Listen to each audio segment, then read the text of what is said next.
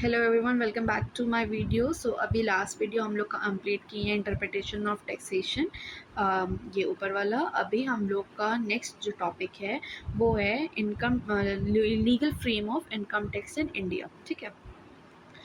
जो Indian income tax system है वो गवर्न होता है मल्टीपल लेजिस्लेटिव इंस्ट्रूमेंट से, जैसे कि इनकम टैक्स एक्ट हो गया और फाइनेंस एक्ट हो गया और इनकम टैक्स रूल हो गया, अलाइड रूल एंड लॉ हो गए, फिर कॉन्स्टिट्यूशनल प्रोविजंस भी इसमें होते हैं।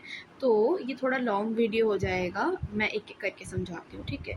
ये मेन इनकम टैक्स एक्ट जो है वो मेन एक्ट होता है और ये इन्फोर्स हुआ था अप्रैल में। ठीक है। 1962 को 1962 में ये इन्फोर्स हुआ था। और ये किस एक्ट को रिप्लेस करके हुआ था? इनकम टैक्स, इसका मुझे याद नहीं आ रहा, आप उसको गूगल कर लेना। ये किस रिप्लेस करके लिया था उसको भी आप देख लेना। इसको मैं भूल गई हूँ लेकिन मैंने रीड किया था उसको। ठीक है। रिप्लेस देख लेना और इन्फोर्स का मैंने बता दिया अप्रैल 1962। सॉरी यार, क्या लिख दिया मैंने। ठीक है। 1962 में ये इन्फोर्स हुआ था और ये मेन लेजिस्लेटिव एक्ट है जो कि इनैक्ट हुआ है पार्लियामेंट के थ्रू, ताकि एडमिनिस्ट्रेशन किया जा सके, कलेक्ट किया जा सके, रिकवर किया जा सके टैक्सेस को in India.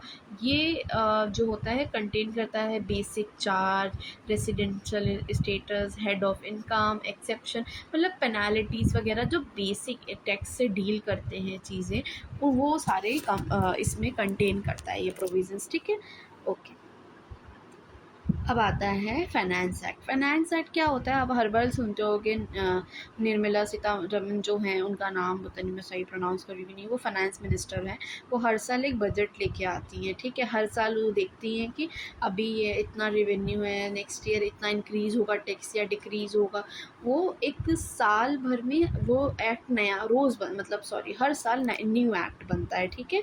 According to the income of the country, that is GDP. ठीक है।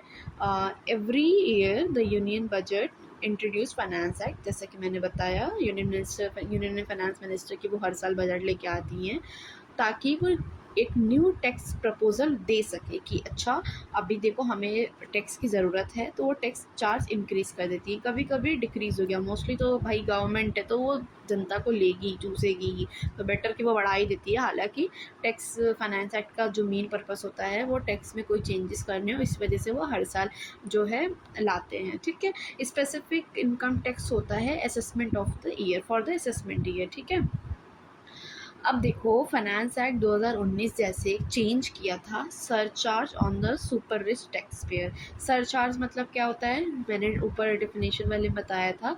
डबल चार्ज मतलब कि अगर आपने किसी पर्पस के लिए पे कर दिया है, फिर again with the order of the law या फिर पार्लियामेंट आपको अगेन डबल चार्ज करना पड़ेगा, जैसे कि ड्यूटी, कस्टम पे, इंपोर्ट एक्सपोर्ट के टाइम पे जो चार्ज आपने पे कर दिया, जो टैक्स आपने पे कर दिया, फिर देना पड़ेगा। तो 2019 में फाइनेंस एक्ट के जो अमीर लोग हैं, जो बहुत ज़्यादा अमीर हैं, सुपर रिच पर्सन हैं, उनको सरचार्ज देना पड़ेगा।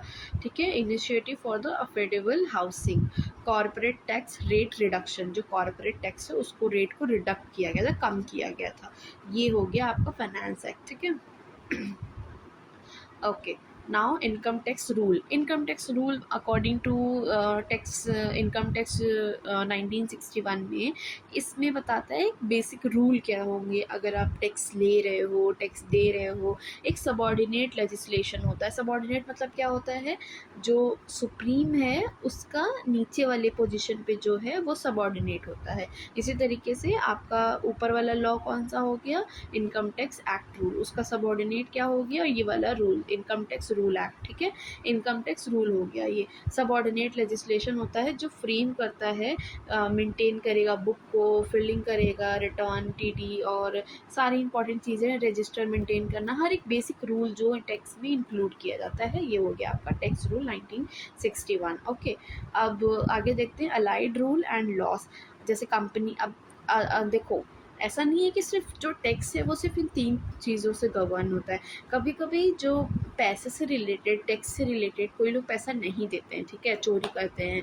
आप कमा रहे हो 1 लाख रुपए, दिखा रहे हो कि 10,000 में कमा रहा हूँ, तो वो एक आप टैक्स चोरी कर रहे हो ना, आप दे नहीं रहे हो ना।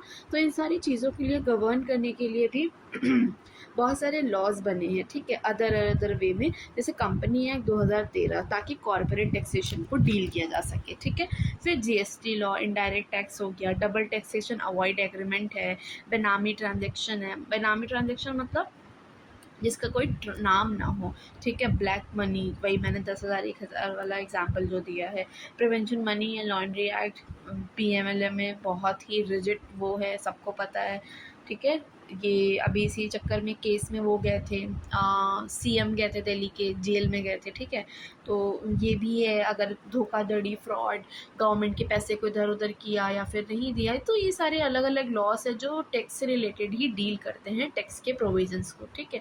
नाउ कॉन्स्टिट्यूशनल प्रोविजन हम लोग नेक्स्ट वीडियो में पढ़ेंगे, वरना वीडियो बहुत लंबी हो जाएगी। Thank you so much for watching this video. Do like, comment, share and subscribe.